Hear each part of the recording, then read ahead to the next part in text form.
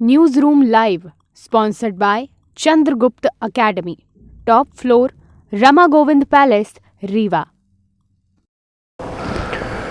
नमस्कार, विंध्या टाइम्स में आपका स्वागत है। प्रदेश और विंध्य की चार बड़ी खबरों के साथ आपके बीच हाजिर हुए हैं। मध्य प्रदेश में 2023 में विधानसभा चुनाव है। 2023 विधानसभा चुनाव के पहले एक बार फिर से पार्टी छोड़ने का सिलसिला शुरू हुआ है और इस बार कांग्रेस छोड़कर जाने वाले नेताओं को पीसीसी चीफ कमलनाथ ने उनको लेकर एक बड़ा बयान दिया है।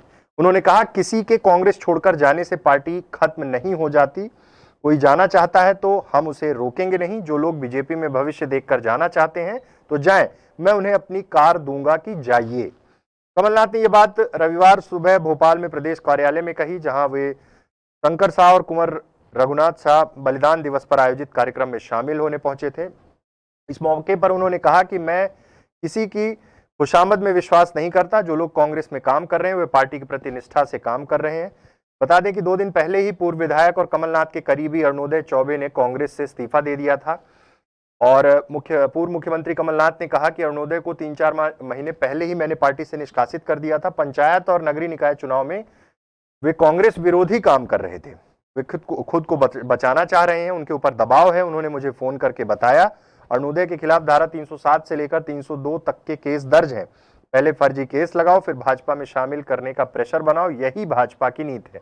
ये कमलनाथ ने स्पष्ट रूप से कहा। उन्होंने कहा, जिसे जाना है वो चले जाए, किसी पर दबाव नहीं डालूंगा, किसी को रोकूंगा नहीं, बल्कि अपनी गाड़ी दूंगा कि हाँ आप यहां से चले जाएं।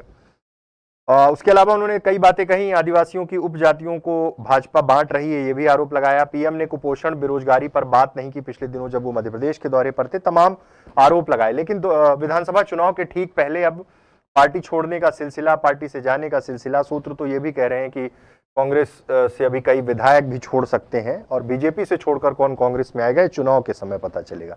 ये देखना बहुत महत्वपूर्ण होगा। दूसरी खबर की बात करते हैं। दूसरी खबर, मध्य प्रदेश में मानसून सीजन को 3 महीने हो चुके हैं।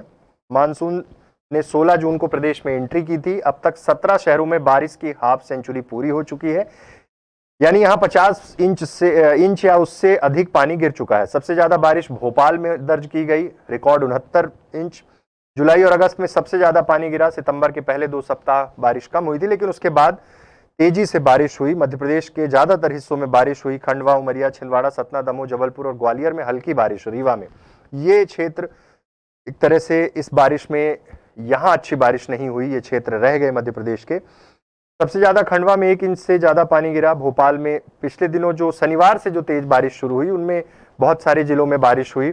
आंकड़े जो है वो तो ठीक है, लेकिन विंध्य का अंचल बारिश से सूखाग्रस्त है। एक तरह से मांग भी उठ रही है।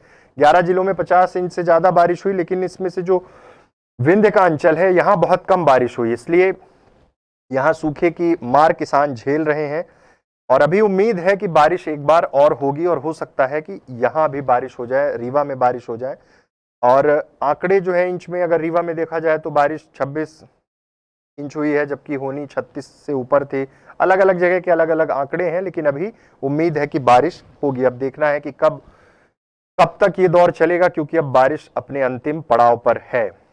तीसरी खबर की बात करते हैं। तीसरी खबर सिंगरौली से है। सिंगरौली में रोजगार को लेकर मांगने गए युवाओं की कंपनी के गुर्गों ने पिटाई कर दी। ये सभी युवा कोल इंडिया की महारत्न कंपनी नार्दन कोलफील्ड लिमिटेड के लिए अधिकृत की गई जमीन से विस्थापित हैं। युवकों की मारपीट करने का वीडियो भी सामने आया है। इसमें से कुछ लोग युवकों से मारपीट कर रहे हैं, इसमें से कुछ पुलिसकर्मी बीच बचाव कर रहे हैं। नार्दन कोलफील्ड लिमिटेड ने सिंगरौली के महरौली क्षेत्र की जमीन अधिग्रहित की थी। करीब 1 साल से यह प्रक्रिया चल रही। इसमें कुछ लोगों को मुआवजा मिल गया है। रविवार को करीब 50 युवा एनसीएल जैन प्रोजेक्ट में आउटसोर्स के तौर पर बीपीआर कंपनी काम कर रही है। मोरवा थाना क्षेत्र के जैन कोल खदान से नौकरी से हटाए जाने के बाद रविवार को जिले के बेरोजगार युवाओं ने फिर से नौकरी मांगने वहां गए थे। वहां झड़प हुई, मारपीट हुई, विरोध देखने को मिला। 4 माह बाद फिर नौकरी मांगने गए तो मारपीट की गई है, ये घटना है। वहीं जो कंपनी प्रबंधन है उसका कहना है कि नौकरी मांगने का तरीका गलत है। दोनों तरफ से मारपीट हुई है। एसडीओपी का कहना है कि कार्रवाई करेंगे। 2 पक्षों में मारपीट हुई है। घटना की शिकायत अभी नहीं मिली है। शिकायत मिलने पर कार्रवाई की जाएगी। अब देखना है कि इस पर क्या पुलिस कोर्स ऑफ एक्शन तैयार करती है। चौथी खबर की बात करते हैं। चौथी खबर मध्य प्रदेश के रीवा से। रीवा जिले के नई गढ़ी में आज एक गैंगरेप की घटना हुई। घटना के बाद तुरंत पुलिस एक्शन में आई। एक्शन के बाद पुलिस ने 6 लोगों को चिन्हित किया और 3 की गिरफ्तारी हो गई। और जिस तरह से ये घटना हुई है, वो कई बार ये सवाल खड़े होते हैं कि क्या पुलिस या कानून का डर नहीं है लोगों में। 2 नाबालिग हैं, 15 साल की लड़की के साथ गैंगरेप की वारदात हुई है। अष्टभुजा मंदिर दर्शन करने आई थी अपने दोस्त के साथ लड़की, और उसके बाद वहीं जो पीछे जंगल है वहां फोटो खिंचवा रहे थे। ये लोग पहुंचे, घटना को अंजाम दिया, लूट की, मारपीट की, घंटों बंधक बना के रखा। पुलिस ने लोगों को चिन्हित किया, 2 को पहले गिरफ्तार किया, एक बाद में गिरफ्तार हुआ, और इनके घर पर बुलडोजर भी चला है और तमाम चीजें अभी देखी जा रही हैं। और कोशिश है कि जल्द से जल्द बाकी बचे आरोपियों को भी गिरफ्तार कर लिया जाए। और सबसे बड़ी बात कि लड़की इतना ज्यादा डरी हुई थी कि वो रिपोर्ट दर्ज कराना या FIR कराने के बारे में सोच भी नहीं रही थी, लेकिन पुलिस ने मदद की, महिला पुलिस ने समझाइश दी, उसके बाद फिर ये मामला दर्ज हुआ है। और अब देखना है कि बाकी लोगों की गिरफ्तारी कब तक हो पाती है। तो ये थी विंध्या और प्रदेश की 4 बड़ी खबरें। ऐसी तमाम खबरों के लिए आप बने रहिए विंध्या टाइम्स के साथ। बहुत बहुत धन्यवाद। News room live sponsored by Chandragupta academy, top floor, Rama Govind palace, Rewa.